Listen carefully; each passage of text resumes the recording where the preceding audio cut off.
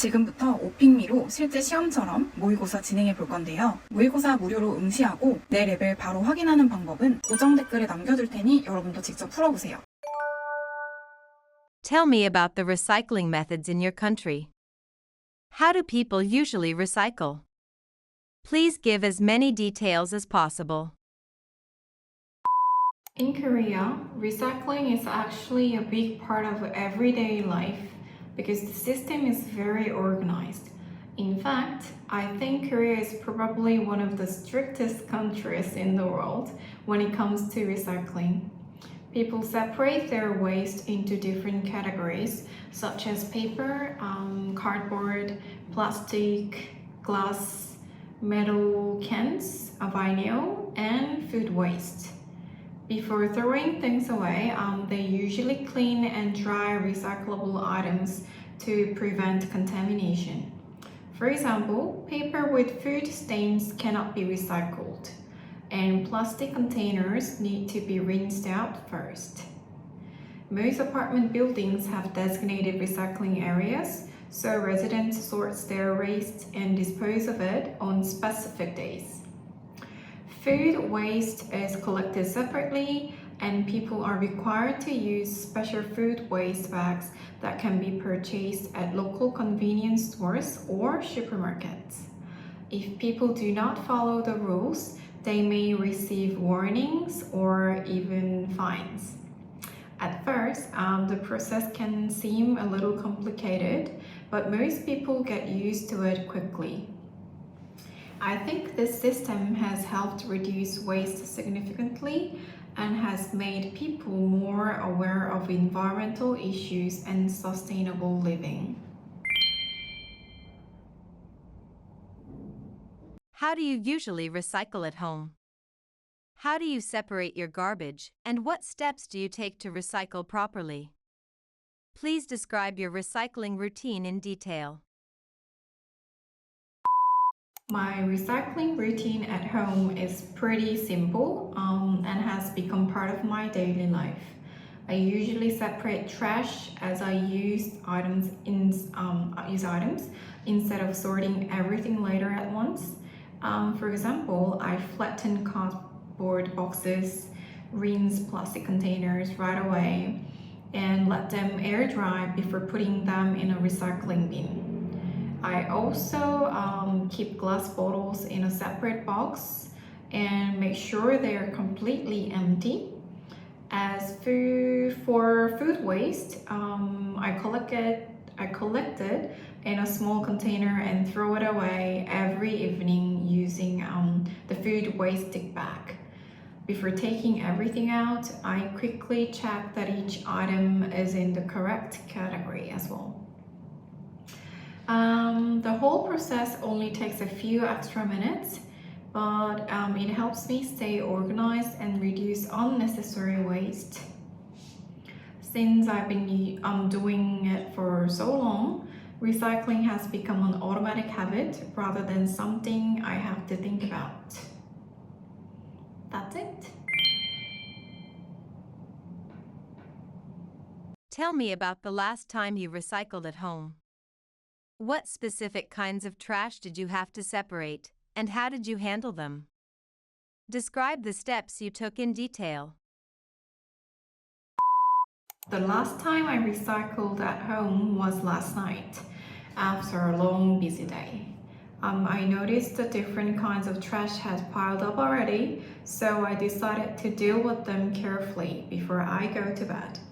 I separated paper packaging, plastic containers, glass bottles, and food waste. First, I flattened cardboard boxes and removed any tape on it. And next, I rinsed plastic containers and left them to dry before sorting them.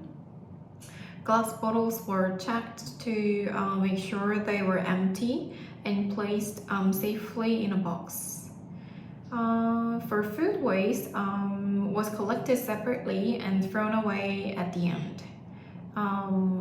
Before taking everything out, I reviewed each item to avoid mixing materials. Although the process required extra effort after work, It felt meaningful because it made me more aware of my consumption habits. And I usually recycle it in the evening when I have time to focus and follow each step without rushing. Finishing the task gave me a sense of order and made the experience feel rewarding. Tell me about a cafe you like to visit. Where is it located, and why do you enjoy going there? When do you usually go to that cafe? Are there any special features or points that make that cafe unique? The cafe I enjoy visiting most is located near my home on a quiet side street. I like going there because it has a very calm and cozy atmosphere that helps me relax. The interior is beautifully designed with warm colors, soft lighting, and comfortable seating. So it's easy to spend a long time there. Another thing I love is the smell of freshly brewed coffee. As soon as I walk in, the rich aroma of coffee instantly helps me feel relaxed. I usually visit the cafe in the evening after work or on weekends when I have some free time.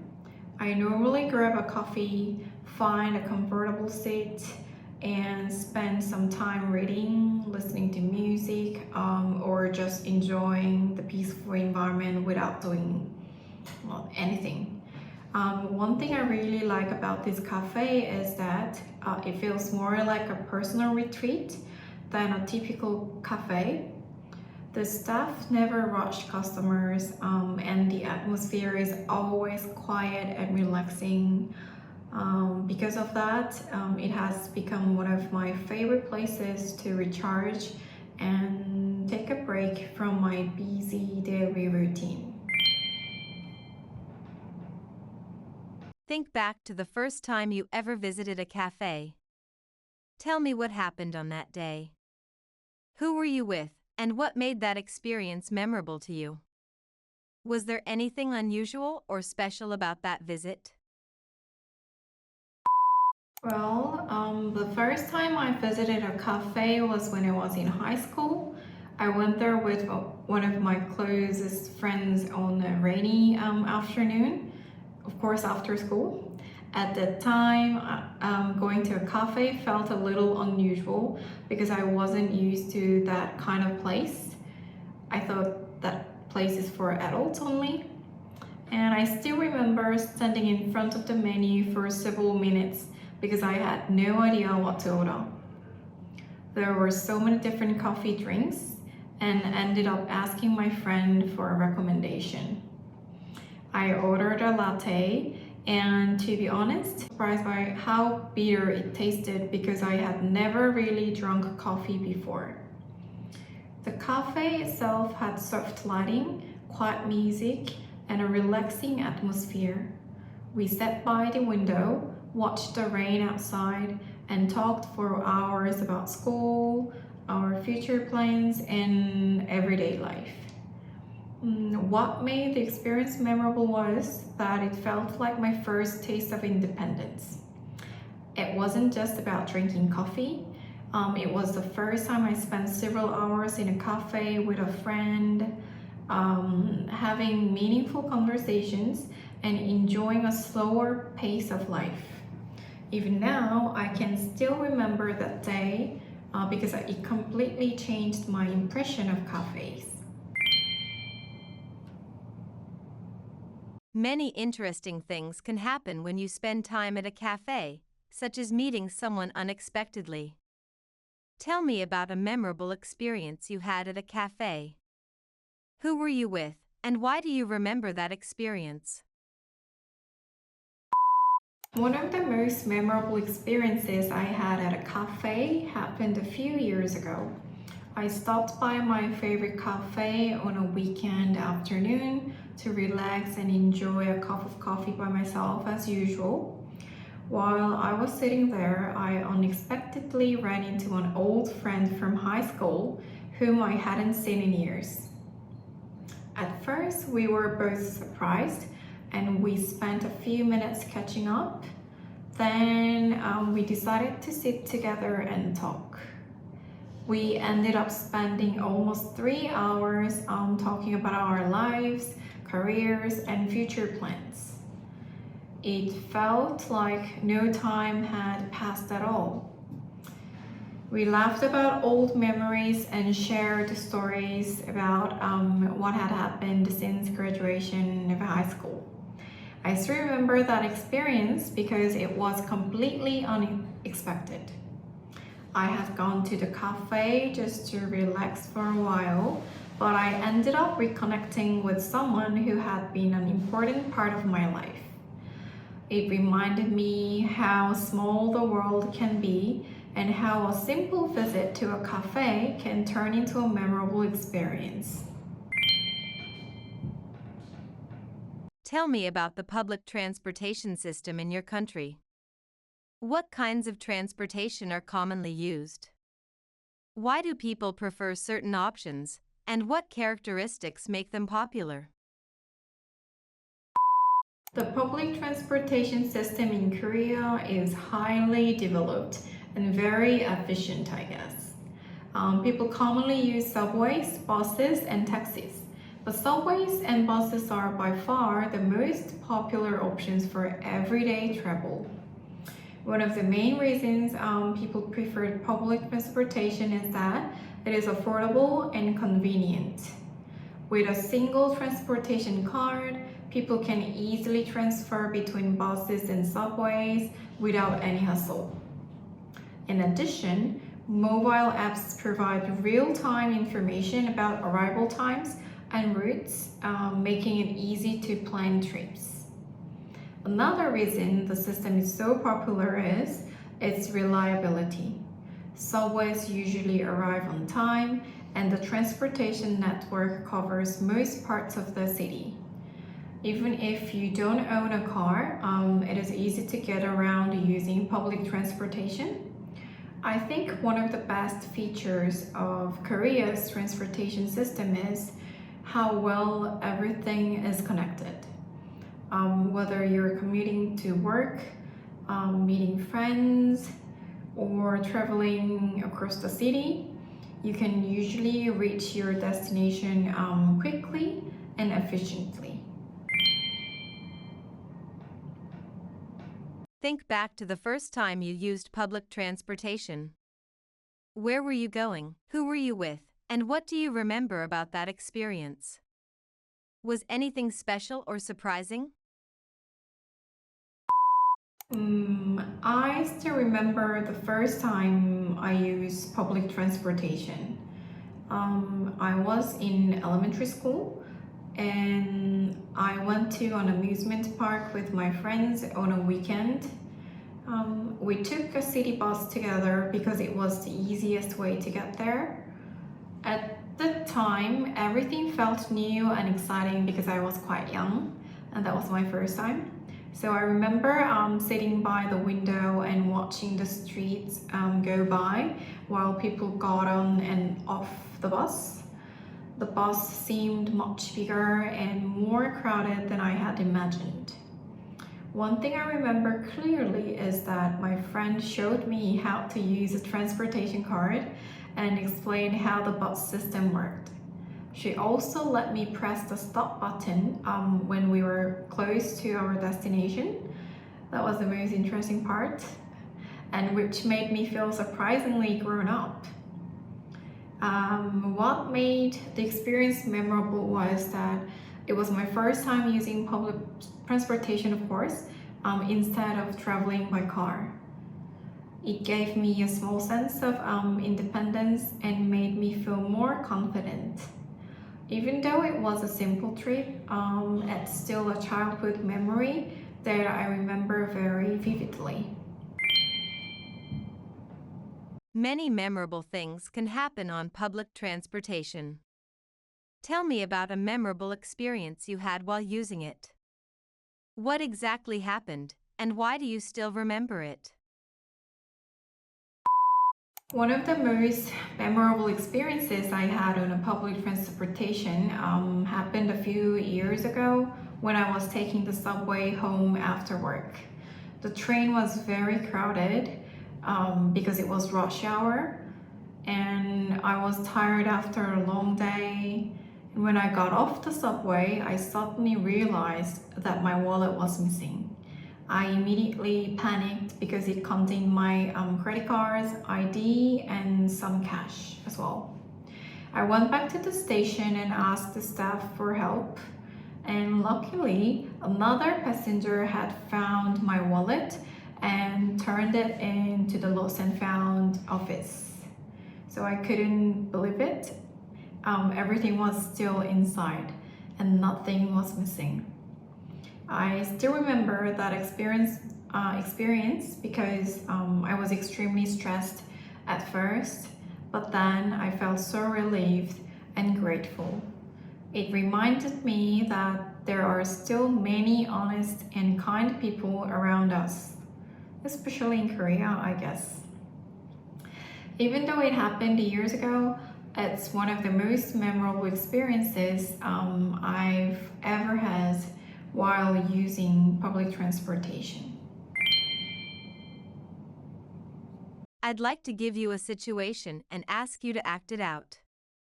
You would like to buy an MP3 player. Call your friend and ask 3 or 4 questions about the MP3 player he or she is using to help you decide whether to buy it. Hi, how are you? I'm thinking about buying an MP3 player, and I heard you've been using one for quite a while. So I wanted to ask you a few questions before I make my decision. First, how is the sound quality, especially when you're listening to music in noisy places like on the subway or bus? And second, how long does the battery usually last with regular daily use? And third, is it easy to use when it comes to organizing songs and creating playlists? And lastly, considering the price, do you think it's worth buying, or would you recommend a different model? So I'm planning to use it every day while commuting. So durability and reliability are really important to me as well. And also, have you experienced any problems or limitations after using it for a long time? Your honest opinion would really help me make a decision. Thank you for taking the time to talk with me. I'm sorry, but there is a problem I need you to resolve. You borrowed your friend's MP3 player, but you accidentally broke it. Call your friend, explain the situation, and give 2 or 3 alternatives to solve the problem. Hi, it's me. I'm really sorry, but I need to tell you about something that happened. What I did actually. I borrowed your MP3 player yesterday, and unfortunately, I accidentally dropped it while I was using it outside. The screen cracked, and now it won't turn on. I feel terrible about it and take full responsibility. I'd like to make it right. So first, I can take it to an authorized repair center and pay for all the repair costs. And second, if you'd rather not repair it, I can buy you the same model as a replacement. And another option is that I can help pay for a newer model if that's what you prefer. Please let me know which option works best for you. I really value our friendship, and I want to resolve this as quickly as possible. Again, I'm very sorry for the inconvenience, and I promise to handle everything responsibly in the future. And thank you for your understanding. That's the end of the situation. Tell me about a time when you broke something you borrowed from someone. What was the item, and how did you resolve the situation? Tell me the full story. I once broke something I had borrowed from a friend, and I still remember how embarrassed I felt. A few years ago, I borrowed a pair of headphones from a friend because my own headphones had suddenly stopped working. I planned to use them for just a few days until I bought a new pair because she had extra ones. One evening while I was getting off a crowded bus, the headphones slipped out of my bag and fell onto the ground. When I picked them up, I noticed that one of the hinges had cracked. At first, I hoped they would still work, but the sound kept cutting in and out.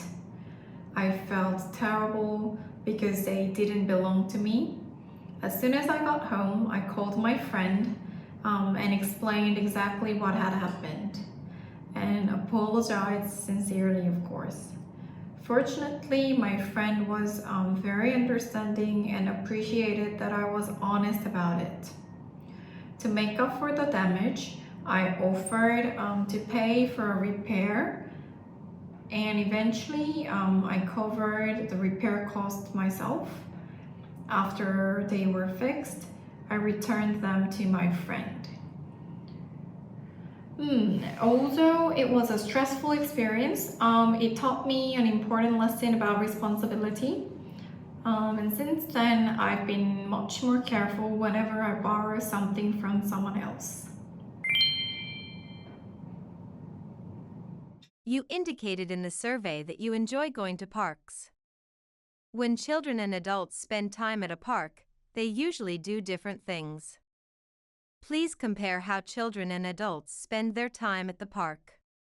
What kinds of activities do children usually do, and what kinds of activities do adults usually do? Children and adults usually spend their time in parks in very different ways because they have different interests and purposes. Children mainly go to parks to play and have fun. They run around, use playground equipment, ride bicycles, play ball games, and spend time with their friends. For children, parks are exciting places where they can be very active, explore new things, and burn off their energy. Adults, on the other hand, tend to use parks for relaxation or exercise. Many people go for a walk, jog, stretch, or work out at outdoor fitness facilities. Others sit on benches, read books, listen to music, have a picnic, or simply enjoy nature. Some adults also walk their dogs or spend time chatting with friends rather than running around like children. While children focus more on play and physical activity, adults are usually more interested in relaxation, stress relief, and maintaining their health. In contrast to children who are constantly moving around, running around, and playing ball games, adults often prefer more quiet and peaceful activities. I think that's what makes parks so special. They provide something for everyone, regardless of age. These days, public parks face several serious problems that need to be addressed. In your opinion, what are the most serious problems public parks are dealing with lately? Why do you think these issues are a problem? Also, how are these problems being handled or solved? Please explain in detail. Public parks today are facing several serious challenges, especially as more people use them for recreation, exercise, and social activities. One of the biggest problems is littering and environmental damage, I guess. Even the trash bins are available, some visitors still leave behind food containers, plastic bottles, and other waste. This not only makes parks look unattractive, but can also harm plants and wildlife. Another growing issue is overcrowding. Particularly on weekends and holidays, popular parks can become extremely crowded, leading to excessive noise, damaged facilities, and conflicts between different groups of visitors. In some cases, people bring large speakers, occupy public spaces for long periods, or fail to follow basic park rules. I also think conflicts between pet owners and other visitors have become more common these days. For example, some people do not keep their dogs on leash or fail to clean up after them, which can make other park users uncomfortable.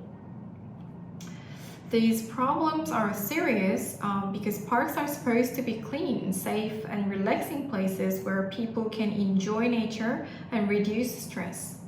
When parks become overcrowded or poorly maintained, they lose much of their value to the community. So personally, I believe that government policies alone are not enough. The long-term solution depends on visitors being more considerate and treating public parks as valuable community spaces. 오, 점수가 3초 만에 떴어요. 실제 시험이랑 똑같이 AL이 나왔네요. 더 놀라운 건 피드백인데요. 제 답변에서 부족한 부분을 찾아서 왜 틀렸는지 설명해주고 제일 좋았던 건 단계별 레벨업 표현, 문제별로 점수를 올릴 수 있는 포인트를 짚어줘서 다음 답변 준비할 때 바로 활용할 수 있을 것 같아요. 오픽 준비하시는 분들은 오픽미 무료 모의고사로 지금 내 점수 바로 확인해보세요.